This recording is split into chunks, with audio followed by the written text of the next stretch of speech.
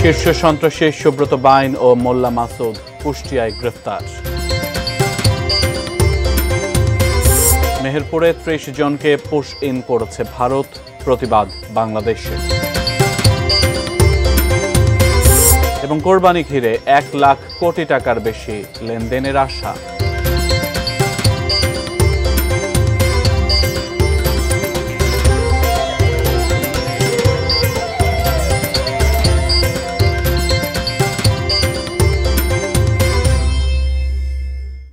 এটি নিউজ দেখছেন, আমন্ত্রণ জানাচ্ছি দেশের খবরে। আজ আপনাদের সাথে আছে আমি সিয়াম রেজওয়ান। এতক্ষণ আকিজ বশির ক্লাসের সৌজন্যে সংবাদ শিরোনামগুলো শুনছিলেন। এবারে বিস্তারিত। শীর্ষ সন্ত্রাসী সুব্রত বাইন ও তার এক সহযোগীকে কুষ্টিয়া শহর থেকে আটক করা হয়েছে।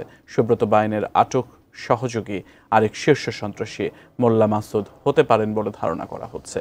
তবে এখন পর্যন্ত এই অভিযান ও আটকের বিষয়ে সেনাবাহিনী বা আইন শৃঙ্খলা বাহিনীর পক্ষ থেকে আনুষ্ঠানিক কোনো বিবৃতি দেওয়া হয়নি। স্থানীয়রা জানান, আজ ভোররাতে কুষ্টিয়ার কালীশঙ্করপুর সোনার বাংলা সড়কের একটি ভাড়া বাড়ি থেকে সেনাবাহিনীর সদস্যরা অভিযান চালিয়ে তাদের আটক করে। প্রায় ১.৫ মাস আগে তারা বাড়িটি ভাড়া নিয়ে নিচতলায় বসবাস করছিলেন।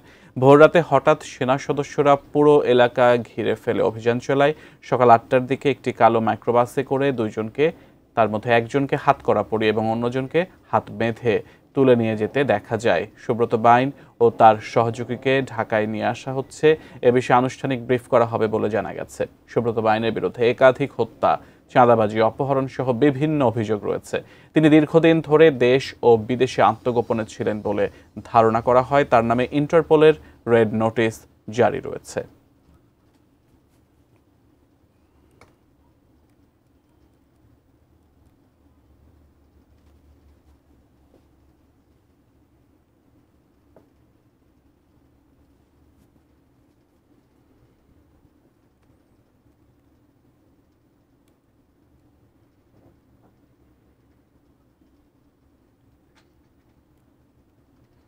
মেহেরপুরের মুজিবনগর উপজেলার আনন্দবাস সীমান্ত দিয়ে নারী শিশু সহ ৩০ জনকে পুশ ইন করেছে ভারতের সীমান্তরক্ষী বাহিনী বিএসএফ।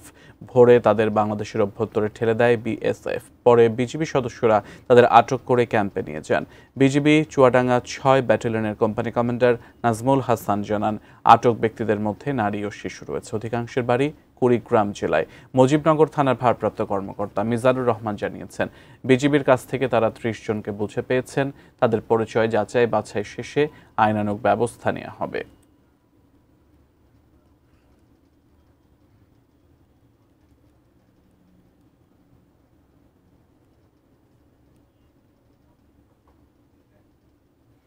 কুড়িগ্রামের রৌমারী উপজেলা সদর ইউনিয়নের বড়াইবাড়ি সীমান্তে ১৪ জন ব্যক্তিকে বাংলাদেশে ঠেলে দেওয়ার ঘটনাকে কেন্দ্র করে বর্ডার গার্ড বাংলাদেশ, বিজিবি ও ভারতীয় সীমান্তরক্ষী বাহিনী বিএসএফ এর মধ্যে উত্তেজনা তৈরি হয়েছে। বিষয়ে আরও বিস্তারিত আমরা পরবর্তী খবরে আপনাদের জানাবো।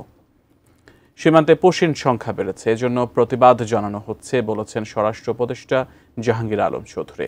সকালে রাজশাহীর কারা প্রশিক্ষণ কেন্দ্রের প্যারেড গ্রাউন্ডে অনুষ্ঠিত নবীন রিক্রুট ১৪তম ব্যাচ ডেপুটি জেলার এবং ৬২তম ব্যাচ কারারক্ষী ও মহিলা কারারক্ষী প্রশিক্ষণ কোর্সের সমাপনী কুচকাওয়াজ অনুষ্ঠানে একথা বলেন তিনি। সকালে রাজশাহীর কারা প্রশিক্ষণ কেন্দ্রের প্যারেড গ্রাউন্ডে অনুষ্ঠিত নবীন রিক্রুট ১৪তম ব্যাচ ডেপুটি জেলার ও ৬২তম ব্যাচ কারারক্ষী ও মহিলা কারারক্ষী প্রশিক্ষণ কোর্সের সমাপনী কুচকাওয়াজ অনুষ্ঠান অনুষ্ঠিত হয়। ভারতের সাথে উচ্চ পর্যায়ের বৈঠক হয়েছে জানিয়ে স্বরাষ্ট্র উপদেষ্টা আরও বলেন, ভারতকে বাংলাদেশিদের যথাযথ প্রক্রিয়ায় পাঠাতে হবে। এদেশের নাগরিক হলে তাদের গ্রহণ করা হবে। তিনি আরও বলেন, সীমান্তে নিরাপত্তার কোনো ঘাটতি নেই, যে কোনো পরিস্থিতি মোকাবেলার জন্য বাহিনী প্রস্তুত রয়েছে। সীমান্তে পুশিংয়ের সংখ্যা বেড়েছে, এই জন্য আমরা প্রতিবাদও করেছি। বাট যারা আমাদের দেশি, আমাদের বাংলাদেশি, যেহেতু আমাদেরই ভাই, তাদের ক্ষেত্রে আমরা বলছি ভারতকে যে তোমরা প্রপার চ্যানেলে পাঠাও। বাট ওনারা এটা করতেছে না। বাট এই জন্য আমরা তাদেরকে বলতেছি যে তোমরা প্রপারভাবে পাঠাও। সে যদি আমার দেশের নাগরিক হয়, আমরা অবশ্যই তারে আমরা। দেশের খবর দেখছেন, বিরতির পর ফিরছে আরো খবরাখবর নিয়ে, সঙ্গেই থাকুন।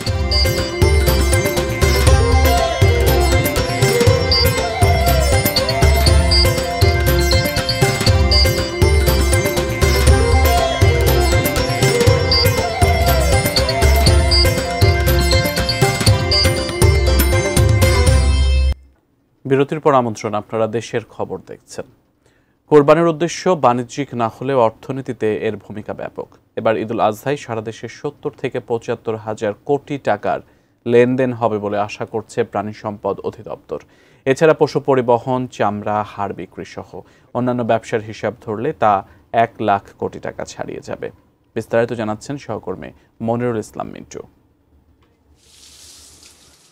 গরু, মহিষ কিংবা ছাগল যত্নাদি করে ভালো মন্দ খাইয়ে বিক্রির উদ্দেশ্যে চলছে শেষ সময়ের প্রস্তুতি। অবশ্য কোরবানিকে কেন্দ্র করে এই প্রস্তুতিটা চলে বছর জুড়েই। পারিবারিকভাবে একটি দুটি থেকে শুরু করে ছোট বড় খামারে চলে পশু লালন পালন, যা গত কয়েক বছরে বেকারত্ব দূর করা থেকে শুরু করে হাজার হাজার মানুষের জীবনযাত্রায় ইতিবাচক প্রভাব ফেলছে। অর্থাৎ গ্রামীণ অর্থনীতি চাঙ্গা করতে বড় ভূমিকা রাখে এই কোরবানির ঈদ। মেয়ে মহিলা তার কিছু করার নাই, সে কিন্তু ছাগল ৫টা ৬টা 10টা করে তার কোনো কিছুই নাই, ঘরে কামাচ্ছে, সেখান থেকে তারা লাভবান হচ্ছে। ভেড়া ছেড়ে দিচ্ছে, সারাদিন ঘুরে এসে তাই করছে। সারা দেশে এখন প্রান্তিক ও ক্ষুদ্র খামারি ৮ লাখেরও বেশি। গ্রামের পশু শহরে আসে, শহরে টাকা যায় গ্রামে। এ সময় প্রবাসী আয়ও বেশি আসে। কুরবানি উপলক্ষে যে লেনদেন হয় তা জাতীয় অর্থনীতিতেও প্রত্যক্ষ বা পরোক্ষভাবে ইতিবাচক প্রভাব ফেলে। এখন অনেক দেখা যায় যে শিক্ষিত মানুষ, তারা কিন্তু দেখা যায় যে অন্য ধরনের কাজ করতে পারে না, কিন্তু এই খামার করে তারা একটা বড় ভূমিকা পালন করছে। পশু প্রস্তুত হচ্ছে, এই পশু যখন বাজারে নিয়ে আসা হয়, এর সাথে অনেক ধরনের ব্যক্তিবর্গ যুক্ত হয়, ক্ষুদ্র ক্ষুদ্র খামারি, ক্ষুদ্র ক্ষুদ্র ট্রেডার এবং ক্ষুদ্র উদ্যোক্তা যুক্ত হচ্ছে। এতে প্রায় দেখা যাচ্ছে যে প্রায় ১ কোটি লোকের প্রত্যক্ষ পরোক্ষভাবে কর্মসংস্থান হচ্ছে। প্রাণী সম্পদ অধিদপ্তর বলছে, এবার কোরবানির পশু চাহিদা ১ কোটি ৩ লাখের বেশি। পশুর দাম তুলনামূলক ভালো হয় এবার বিশাল অঙ্কের বেচাকেনা হবে এমনটি আশা করা হচ্ছে। বিগত প্রায় ৭০ থেকে ৭২ হাজার কোটি টাকার বেচাকেনা হয়। চামড়া থেকে আয়, প্রসেসিং থেকে আয়, উপজাত থেকে আয়, সব মিলে প্রায় হিসাব করে দেখাচ্ছে ১৮০ হাজার কোটি টাকার মতো এখানে এক ধরনের অর্থনৈতিক কর্মকাণ্ড পরিচালিত হয়। Monirul Islam Mintu, ATN news, Dhaka. প্রবাসী অধ্যুষিত সিলেট জেলায় এবছর কোরবানির পশুর চাহিদা ও উৎপাদন উভয়ই কমেছে। খামারিরা বলছেন, গোখাদ্যের দাম বাড়ায় উৎপাদন ব্যয় বেড়েছে, ফলে দামও বেশি পড়বে এবছর। সিলেট প্রতিনিধি কামরুল ইসলাম মাহির পাঠানো তথ্য ছবিতে বিস্তারিত ডেস্ক রিপোর্টে। ঈদুল আজহাকে সামনে রেখে জেলার খামারগুলোতে পশু মোটাতাজাকরণের কাজ চলছে। ছোট, মাঝারি ও বড় সব ধরনের কুরবানির পশু থাকলেও বাজারে চাহিদা কম। তবে সীমান্ত দিয়ে চোরাই গরু প্রবেশ করায় লোকসানের আশঙ্কা করছেন খামারিরা। ইন্ডিয়ার গরু আমাদের এখানে ঢুকেই পড়ে, তাহলে যারা আমরা খামারি আছে তারা আমরা অনেক ক্ষতিগ্রস্তের মধ্যে পড়ব। যদি গরু আয় ভারত থাকি, তা আমরা এই কষ্টটা বিফলে যাইব, আমরা অনেক ক্ষতিগ্রস্ত হইব। ইন্ডিয়ান গরুগুলা যে এখানে বাজারজাত না করা হয়, প্রশাসনের কাছে আমার এটাই আবেদন এবং আকুতি বিনতি। প্রাণী সম্পদ দপ্তর বলছে, এবার জেলায় কুরবানির পশুর ঘাটতি নেই, বরং উদ্বৃত্ত রয়েছে ৩৭,০০০। চলতি বছর সিলেট জেলায় কুরবানির পশুর চাহিদা ধরা হয়েছে ৮৩,৫৪১টি। ষাঁড়, বলদ ও ছাগল মিলিয়ে প্রস্তুত আছে ১,০২,২৭৮টি। গত বছরের চেয়ে তুলনামূলকভাবে এবার চাহিদা কমেছে ৬৭,১৬৮টি পশুর। অন্যদিকে উৎপাদনও কমেছে ৭৮,৬৪৩টি। বিভিন্ন খামারে যখনই আমরা ভিজিটে যাচ্ছি উপজেলাগুলোতে, তখন আমরা খামারগুলো ভিজিট করতেছি এবং আমাদের জেলা পর্যায়ের কর্মকর্তা, উপজেলা পর্যায়ের কর্মকর্তা তাদের নিয়মিত পরিদর্শন তারা করে। পশুর ভালো দাম নিশ্চিত করতে চোরাই পথে যাতে গরু আসতে না পারে সে ব্যাপারে সতর্ক থাকতে হবে সংশ্লিষ্টদের, দাবি খামারিদের। চন্দন পাল, ডেস্ক রিপোর্ট, ATN নিউজ। আবারও বিরতিতে যাচ্ছি, খানিক বাদে ফিরছি, সঙ্গেই থাকুন।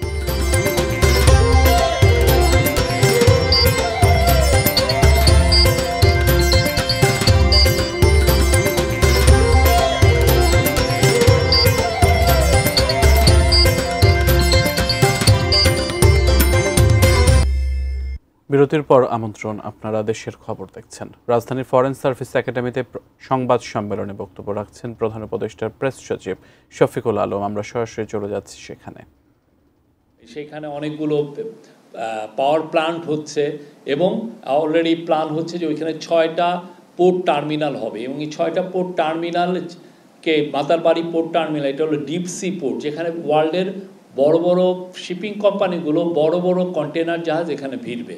আমাদের চিটাং পোর্টের একটা সমস্যা হচ্ছে যে ড্রাফটের সমস্যা। 11-12 মিটারের বেশি চিটাং পোর্টের থেকে আমরা ড্রাফট পাই না, মানে যেই জাহাজটা যত দূর নিচে পর্যন্ত যেতে পারে।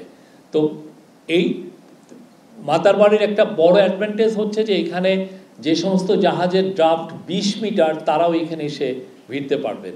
তো সেই জন্য এটার জন্য বড় বড় জাহাজ, ফলে আমাদের যেটা হবে যে আমরা তখন মাতারবাড়ি ডিপসি পোর্টকে যদি 6টা টার্মিনাল যখন তৈরি হয়ে যাবে, আমাদের আর বাংলাদেশ থেকে এটা সিঙ্গাপুরে আর আমাদের প্রোডাক্ট পাঠানো লাগবে না, যে ওইখান থেকে আবার বিভিন্ন বড় বড় পোর্টে যে পাঠানো এটা এখন ডাইরেক্ট মাতারবাড়ির থেকে হবে।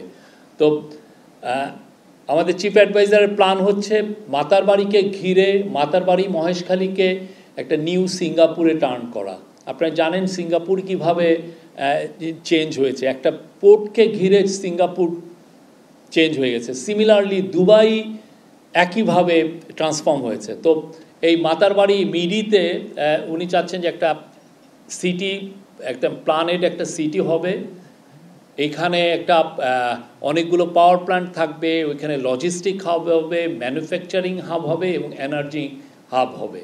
এইগুলো প্রত্যেকটার জন্য উনি এই জাপান সফরে উনি ইনভেস্টমেন্ট সিক করবেন, বিভিন্ন যাদের সাথে কথা হবে যে এটার বিষয়ে, কেননা এটা অনেক আগে জাপানেরও এটার বিষয়ে যথেষ্ট ইন্টারেস্ট ছিল। তারা বিগ বি একটা ইনিশিয়েটিভ আছে, সেই অনুযায়ী তারা এই জায়গাটা এই বাড়ির ব্যাপারে বা এখানে ইনভেস্টমেন্টের ব্যাপারে তাদের ইন্টারেস্টটা সবসময় ছিল, এবং এটাকে আরও যাতে ডিপেন্ড হয়, আরও যাতে তাদের সমস্ত বড় বড় কোম্পানিকে যাতে বাংলাদেশে এনে তাদের ইনভেস্টমেন্ট করা যায়, সেই জন্য এই পুরো ট্যুরে এই ফোকাসটা থাকবে। মাতারবাড়ি ঘিরে আরও মানে পুরো এটার সাথে মাতারবাড়ি যখন ডেভেলপ হবে, অ্যাট দ্য সেম টাইম কক্সবাজারও ডেভেলপমেন্ট হবে। কক্সবাজার অলরেডি দেখেছেন যে আমাদের গভর্নমেন্ট খুব দ্রুত কক্সবাজারের এয়ারপোর্টটাকে ইন্টারন্যাশনাল এয়ারপোর্টে ট্রান্সফর্ম করছে, যাতে যারা ইনভেস্টর তারা বাংলাদেশে সরাসরি কক্সবাজারে এসে নামবে, নেমে তারা মাতারবাড়ি বা মিডি যে এরিয়া সেখানে এসে তাদের জায়গায় চলে যে আবার মানে তাকে চিটাগাং বা ঢাকায় আসতে হবে না, উনি সরাসরি অপারেট করবেন কক্সবাজার থেকে। তো এটা আমরা এই ধরনের একটা প্ল্যান আছে। তো সেই জন্য বিশাল ইনভেস্টমেন্ট দরকার। সেই ইনভেস্টমেন্টের জন্য উনি জাপানিজ কর্তৃপক্ষের সাথে, জাপানিজ বড় বড় লেন্ডিং এজেন্সির সাথে এবং জাপানিজ বড় ইনভেস্টরদের সাথে উনি কথা বলবেন। প্রধান উপদেষ্টার আসন্ন জাপান সফর নিয়ে রাজধানী ফরেন সার্ভিস একাডেমিতে সংবাদ সম্মেলনে কথা বলছিলেন প্রধান উপদেষ্টা প্রেস সচিব শফিকুল আলম। আমরা সরাসরি তাঁর সংবাদ সম্মেলনে ছিলাম। শেষ করব দেশের খবর, তবে তার আগে এক নজরে আকিজ বশির গ্লাসের সৌজন্যে সংবাদ শিরোনামগুলো জানিয়ে দিচ্ছি আরেকবার।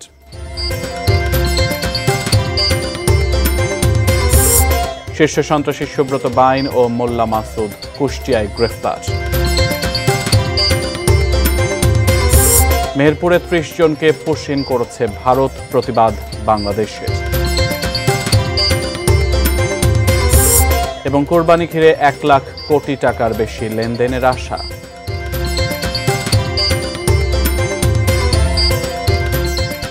দেশের খবর ছিল এ পর্যন্ত। এতক্ষণ সাথে থাকার জন্য ধন্যবাদ সবাইকে।